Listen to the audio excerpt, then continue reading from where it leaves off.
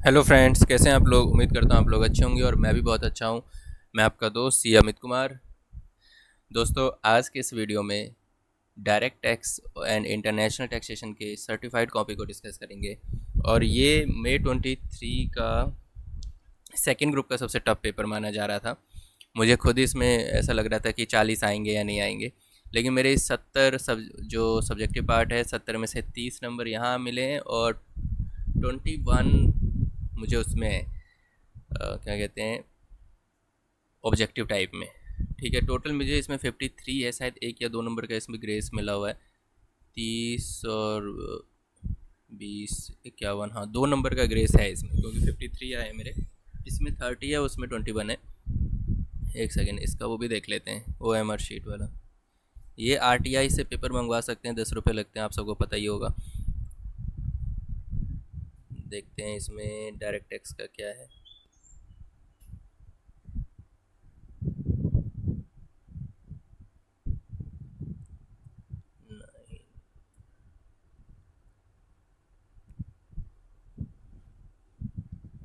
Grace marks का भी पता चल जाएगा ना, ग्रेस मार्क्स डायरेक्ट टैक्स में मिला नहीं मिला, क्योंकि पेपर तो बहुत टफ था। तो देखो, मुझे 30 में से 21 नंबर मिले हैं ऑब्जेक्टिव टाइप में। और मुझे एक फ्रेंड ने सजेस्ट भी किया था कि भाई इसमें बहुत सारे क्वेश्चन प्रैक्टिस कर लो MCQ के, ये, बट मैंने कोई प्रैक्टिस नहीं की थी। बस वही मॉक टेस्ट पेपर और CA टेस्ट सीरीज वालों ने जितने टेस्ट दिए थे, उसमें जो ऑब्जेक्टिव टाइप के क्वेश्चन थे, मैंने बस उतनी की ही प्रैक्टिस की थी, क्योंकि क्वेश्चन तो यहाँ नए आएंगे, रिपीटेड क्वेश्चन होते ही नहीं है। तो मुझे 30 में से 21 यहाँ मिले हैं और यहाँ है 30। तो 30, 20, 50, 51, और मुझे टोटल 53 मिले हैं। तो 2 नंबर का ग्रेस है इस वाले पेपर में। ठीक है, इसमें देखो, मुझे बस ये कन्फ्यूजन हो गया था इस वाले पेपर में कि क्या मैंने OMR शीट में वो फिलअप किए या नहीं किए। पूरे रिजल्ट तक यही टेंशन होती रही, अगर वो नहीं किया फिलअप तो फिर तो पक्का ही फेल हो रहे हैं। लेकिन बच गए, क्योंकि मुझे आता ही यही था। ऑब्जेक्टिव टाइप भी थोड़ा इजी लगा था, तो 21 नंबर इसमें मिले और सब्जेक्टिव में मुझे मिले हैं 30 नंबर। तो देखो, 30 में से 21 और 70 में से सिर्फ 30। देखते हैं कि इसमें क्या, मैंने कहाँ से शुरू किया था और इसमें भी क्या पूरे नंबर मिले हैं कहीं पे, या कोई अच्छे ढंग के नंबर है भी या नहीं है। तो मैं हाईएस्ट देखूं तो एक है क्वेश्चन नंबर 4, जिसमें 6 में से 5 नंबर है, 2 में से 2 नंबर है, 3 में से 1 है, 3 में से 1.5 है। फिर क्वेश्चन नंबर 3 है, जिसमें से ए मैंने अटैम्प्ट किया नहीं, आता नहीं था। 3 का बी आता था, जिसमें से 6 में से 4.5 है, 4 में से 2 है। और पहला तो PGP का होता है, तो 14 में से 8.5 है। देखते मैंने शुरू किस वाले क्वेश्चन से किया है। क्वेश्चन नंबर 1 से ही शुरू किया है, क्योंकि ये पेपर इतना टफ था, तो ये सोच के चल रहा था भाई 14 में से कम 10-12 तो आ ही जाए। तो 20-21 वहाँ आ जाए, 10-12 यहाँ आ जाए, तो हाई चांसेस हैं कि नंबर आ सकते हैं। बट ऐसा लग रहा था इसमें 40 भी नहीं आएंगे। तो देखो, यहाँ भी मैंने वही किया है इनडायरेक्ट टैक्स के जैसे ही, कि कोई नोट मैंने बाद में मेंशन नहीं किया है, वहीं पे लिखता चला गया कि ये मैं क्यों ऐड कर रहा हूँ और क्यों लेस कर रहा हूँ। प्रॉफिट ये है, तो जो जो ठीक लगा वहाँ पे उन्होंने टिक मार्क्स लगाए, मतलब कि सही का दिया है। और नंबर भी दिए, जैसे अभी तक 3 पॉइंट ठीक मिले तो 3 नंबर मुझे मिल गए। तो हर पॉइंट्स के ट्रीटमेंट के ये नंबर देते हैं। तो यहाँ पे देखो, ट्रीटमेंट मैंने सही किए हैं, जहाँ जहाँ उन्होंने देने थे नंबर वो देते चले गए हैं।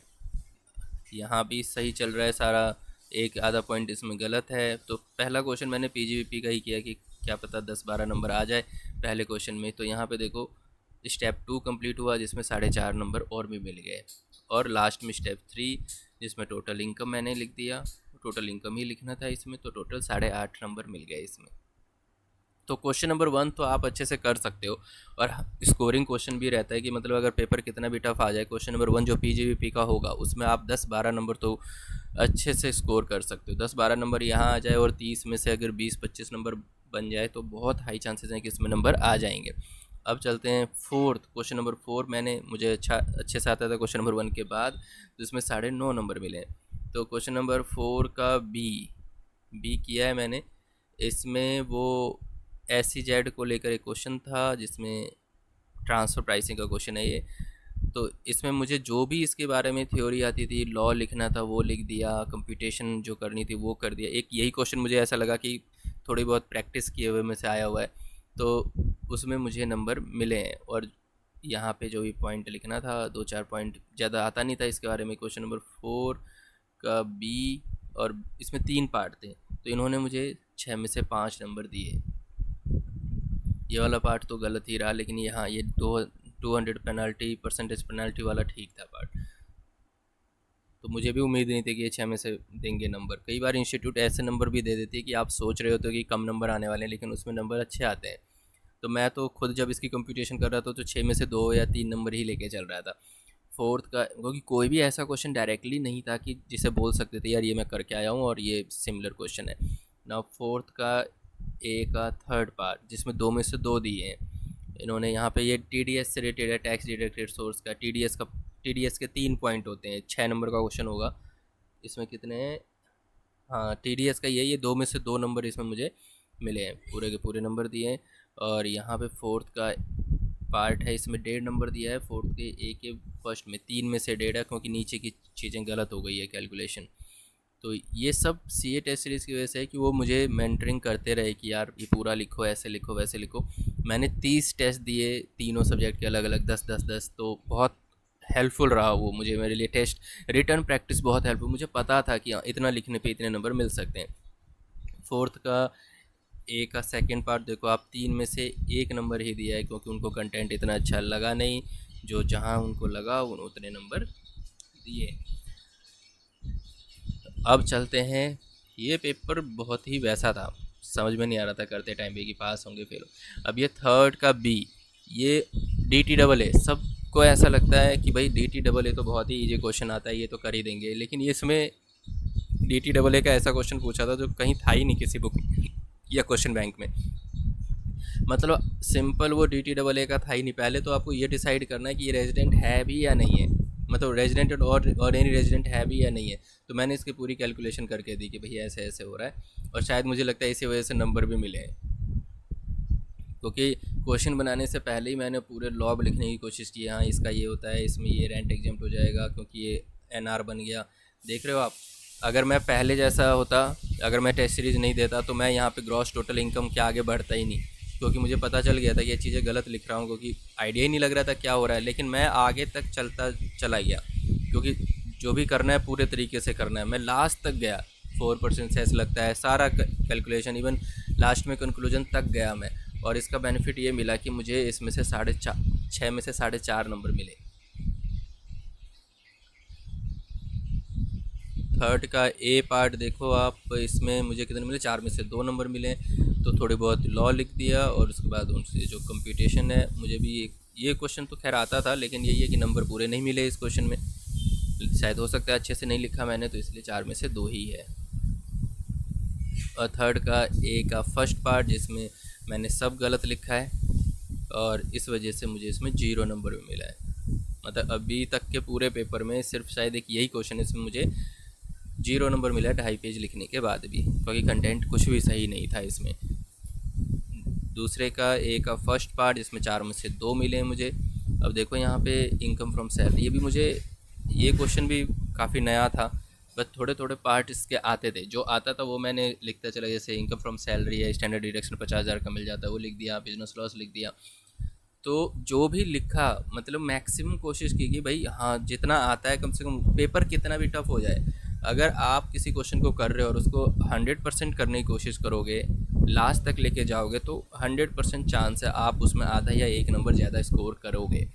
अब देखो दूसरे का ए का कंटिन्यू कर रहा हूँ मैं, यहाँ भी मुझे नहीं आता था, लेकिन अपने 1-2 पॉइंट मैंने यहाँ भी लिख दिया, नोट में भी लिख दिया। तो देखो नोट वाला पॉइंट भी ठीक लग गया, तो उसमें 2 नंबर मुझे मिल गए। फिर दूसरे का बी देख रहे हैं, 6 नंबर का क्वेश्चन था, मुझे नहीं आता था ये, लेकिन हाँ इतना था कि यार 2-3 लाइन इस पर लिख सकते हैं। देखो 2-3 लाइन लिखने का भी बेनिफिट इतना हुआ कि 1.5 नंबर मुझे मिल गए हैं। ये 1 नंबर 1.5 नंबर कर करके इतने नंबर बन जाते हैं कि आप 40 से प्लस हो जाते हो, 50 प्लस जाने के बहुत चांसेस हो जाते हैं नंबर। वो 40 वाला डर ख़त्म हो जाता है इसमें। देखो फिर 6 में से साढ़े, वही वाला क्वेश्चन है ये। 5 का बी देखते हैं, 5वें के बी में क्या है। मुझे आता नहीं था, बट बहुत ही कम टाइम बच गया था, तो मैंने 3-4 लाइन लिख दी थी 5वें के बी में। अब उस 3-4 लाइन का बेनिफिट ये हुआ कि 1 नंबर मिल गया। और इससे ये सबसे लास्ट वाला क्वेश्चन देखो, वैसे तो क्वेश्चन हर एक पेज के शुरुआत में करना होता है, मतलब किसी भी क्वेश्चन को आप कर रहे होते तो नए पेज से शुरू करना होता है, लेकिन मैं ऑलरेडी पेपर बांध चुका था और 2-3 मिनट ही रह गए थे। उस 2-3 मिनट का कमाल ये था कि मैंने लास्ट में जो 5-6 लाइनें बची थी उसी में मैंने लिख दिया क्वेश्चन नंबर 5 ए और सेकंड लिख करके पहले में यस का जवाब दे दिया, लॉ बेस्ड था ये क्वेश्चन, और 2-3 लाइन लिख दिया। देखो उस जल्दबाजी में भी मुझे इसमें 1.5 नंबर मिल गए। तो यार ऐसे 1-1.5 कर कर के अगर आपके 5-6 नंबर बढ़ जाते तो आप देखो रिजल्ट पे बहुत बड़ा असर होता है इसका। और मेरे इसमें 53 मार्क्स थे। तो इस तरीके से डायरेक्ट टैक्स इतना टफ पेपर होने के बाद भी इतना तो हो गया कि भाई हाँ पास हो गए, सीए बन गए। अब सीए बनने के बाद कोई थोड़ी ना पूछने वाला है कितने नंबर आए नहीं आए। मैं किसी क्लाइंट प्लेस पे जाता हूँ या अपनी कंसल्टेंसी मैंने शुरू की है तो वहाँ पे कोई थोड़ी ना ये मेरे से पूछता है कि भाई डीटी में कितने नंबर थे। क्लाइंट्स को तो पता भी नहीं है कौन कौन से सब्जेक्ट होते हैं। हाँ बट उनको ये ज़रूर पता है कि भाई ये सीए है या सीए बने हैं, वो मैटर करता है। तो इसीलिए आप पढ़ाई तो कर ही रहे हो, अच्छी बात है, लेकिन यार लिखने की बहुत प्रैक्टिस करो। लिखने से इतना कॉन्फिडेंस आ जाता है ना कि आपको पता चल जाता है कि यार इस क्वेश्चन में मुझे कुछ नहीं आता लेकिन इतना तो लिख दूँ कि 1.5-2 नंबर 3 नंबर आ जाए। कई बार क्या होता है हम बहुत कुछ लिख रहे होते हैं लेकिन काम की बात बिल्कुल नहीं लिखते हैं, जिस वजह से हमारे नंबर ऑफ पेजेस तो भर रहे होते हैं लेकिन नंबर नहीं मिलते हैं और हमें ऐसा लगता है हमने बहुत अच्छे से लिखा है। तो इस पूरे अभी मतलब इनडायरेक्ट टैक्स का पेपर भी देख ले, डायरेक्ट टैक्स का पेपर देख, एक ही ऐसा क्वेश्चन है जिसमें मुझे 4 में से 0 नंबर मिले, अदरवाइज़ हर क्वेश्चन में 1.5, 2, 3 पूरे पूरे नंबर भी मिले हैं। तो जब आप पूरा सिलेबस कवर करके जाते हो, पूरा पढ़ के जाते हो, क्वेश्चन प्रैक्टिस करके जाते हो, रिटन टेस्ट दे के जाते हो, तो आप जो भी लिखोगे, जिस क्वेश्चन को आप अटैम्प्ट करोगे तो उसमें नंबर तो मिलना ही मिलना है। ठीक है, तो उम्मीद करता हूँ थोड़ी बहुत इससे भी हेल्प भी होगी। और मिलते हैं नेक्स्ट वीडियो में, कुछ ऐसे ही एग्ज़ाम से रिलेटेड चीज़ें डिस्कस करेंगे। जो मेरे मन में डर रहता था वो डर मतलब जिसमें मैंने अपना थोड़ा बहुत टाइम वेस्ट किया वो आप ना करो, उससे थोड़ी बहुत हेल्प हो जाएगी। ठीक है, तो मिलते हैं नेक्स्ट वीडियो में, तब तक के लिए बाय बाय। अच्छे से पढ़ाई कीजिए, सारे सीए बनेंगे और आप सारे सीए जल्दी बनने वाले हैं। All the best.